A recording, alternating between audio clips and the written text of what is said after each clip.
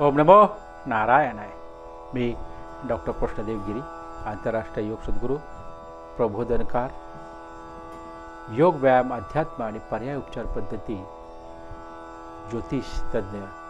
चला तर आज आपण सुदर्शन हरिपाठामध्ये जाणून घ्यायचा आहे अभंग 8. त्यापूर्वी सर्व विठ्ठल भक्त आणि माझ्या सर्व वारकरी बंधू भगिनींना निरोगी, आनंदी, सुखी, समाधानी, आरोग्यदायी जीवनासाठी विठ्ठलमय शुभेच्छा.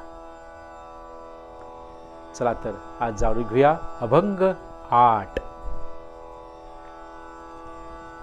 संतांचे संगती मनोमार्ग गती, आकळावा श्रीपती येडे पंथे. रामकृष्ण वाचा भाव हा जीवाचा, आत्मा जो शिवाचा राम जप. एक तत्वे नाम साधिते साधन, द्वैतांचे बंधन न बांधिजे.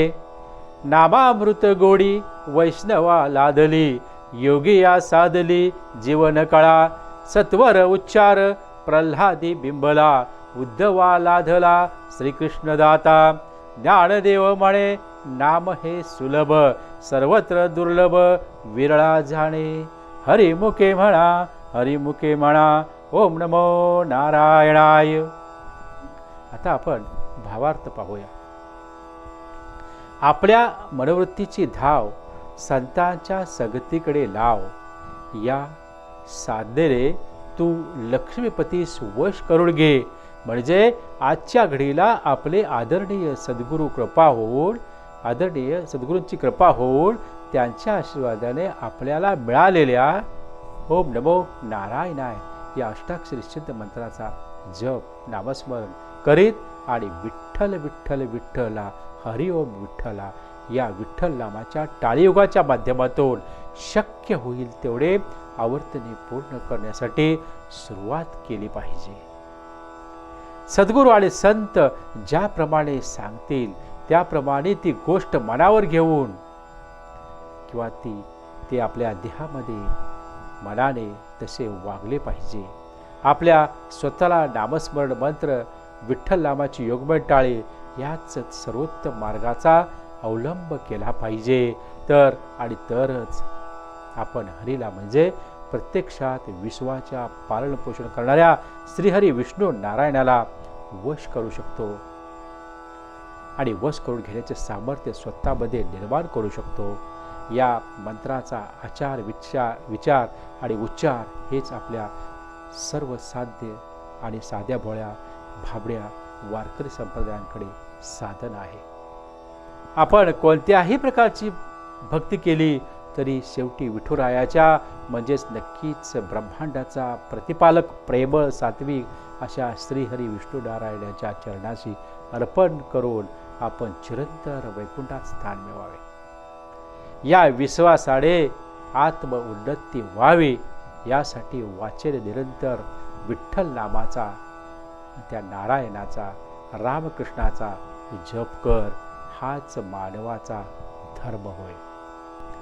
म्हणून जे वारकरी संप्रदायाचे साधक काम, क्रोध, लोभ, मोह, माया, ममता या षड्रिपूमुळे जीवाशिवाचा आत्मा जो रामकृष्ण म्हणजे विष्णू नारायण त्याचे तुम्ही भजन करा.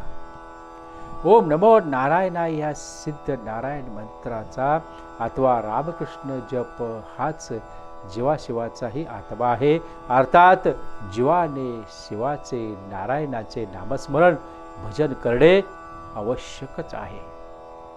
जो भक्त नारायण आणि स्वतः एक आहे हे मान्य करून एकतत्व हरी त्यास त्याच्या ओम नमो नारायणा या नामरूपी साधनाने जे कोणी प्रयत्न करून घेतात त्यास मी म्हणजे भगवान विठ्ठल नारायण आणि तू इत्यादिक अद्वैत बंधनाची बाधा होत नाही. आपल्या हिंदू संस्कृतीत अनेक थोर ऋषीमुनींनी योग व्यायाम अध्यात्माच्या माध्यमातून विविध प्रकारच्या शारीरिक आणि ध्यान योग, जप, नामस्मरण, सामुदायिक उपासना या माध्यमातून अनेक अद्वैत म्हणजे अचाट बदल घडवून आणले आहेत. अशा सर्व महान ऋषीमुनींना, योग्यांना 17व्या जीवनकलेच्या प्राप्तीमध्ये जे सुख व जी आवड आहे तेच सुख व तीच आवड आजच्या काळात सर्व मानव समाजाला आहे. श्रीहरी विष्णू नारायणाचे नामामृत ओम नमो नारायणाय मंत्र जप नामस्मरण श्रवण करण्यामध्ये किंवा सेवनामध्ये आहे. आपल्या मनोवृत्तीची धाव संतांच्या संगतीकडे लाव. आपल्या मनोवृत्तीची धाव संतांच्या संगतीकडे लाव व या साधनाने तू लक्ष्मीपतीस वश करून घे. म्हणजे संत ज्याप्रमाणे सांगतील त्याप्रमाणे ती गोष्ट मनावर करून म्हणजे मनावर धरून देहाने मनाने तसे वाग. हरीला वश करून घेण्याचे साधन हेच आहे आणि तेच तू कर. वाचेल निरंतर रामकृष्णाचा जप करणे हाच जीवाचा धर्म होय. म्हणून मायोपाधिक जीवाचा आत्मा जो राम त्याचे तू भजन कर.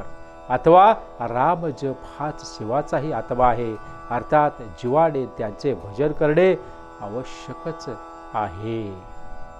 एकतत्व हरी त्यास त्याच्या नामरूपी साधनाने जे कोणी प्राप्त करून घेतात त्यास मी आणि तू इत्यादी अद्वैत बंधनाची बाधा होत नाही. योग्याला 17व्या जीवनकलेच्या प्राप्तीमध्ये जे सुख व जी आवड आहे तेच सुख व तीच आवड वैष्णवाला हरीचे नामामृत सेवनामध्ये आहे. बाळपणीच प्रल्हादाचे जिवेवर हरीच्या नामाचा उच्चार ठसला व कृष्णासारखा उदार ज्ञानदाता उद्धवाला मिळाला. मी नेहमी सांगतो की ज्ञानेश्वर माऊली म्हणतात हरीचे नाम सर्व पारमार्थिक साधनात सोपे असून ते सर्व मनुष्याला दुर्मिळ झाले आहे. कारण हरीचे नाम कोणी घेत नाही. त्याची सुलभता योग्यता जाणून ते नाम सदोदित घेणारा असा पुरुष विरळाच आहे. म्हणून म्हणतो बोला विठ्ठल विठ्ठल विठ्ठला हरि ओम विठ्ठला शुभम भवतो. ओम नमो नारायण.